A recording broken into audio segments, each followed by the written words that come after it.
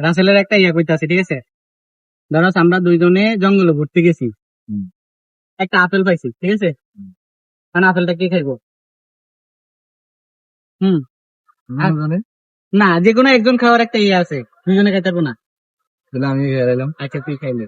ধরো তুই একটু সামনে গেলাম, সামনে গিয়ে যে ঝর্ণাতে পানি পড়তে আছে, কারণ পানিটা যে কোনো একজন খাইতে পারবো। কে খাইবো? আমি খাবো। আচ্ছা, তুই খাবি।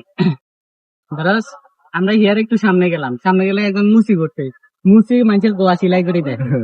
কারণ কার গোয়া সিলাই করবো? আচ্ছা, আমার দিয়ে গোয়া সিলাই করবো, ঠিক আছে? দেখিস কিন্তু, ঠিক আছে? গোয়া আমারটা সিলাই করবো। মানে একটু সামনে গিয়ে যে একটা বন্য হাতি করছে, হাতিটা হাতিটা ধরো দিয়া সামনে হিয়ার বুটকি মারি দেয়, কার বুটকি মারিব? আটা তো সিলাই করা, কারটা মারবো।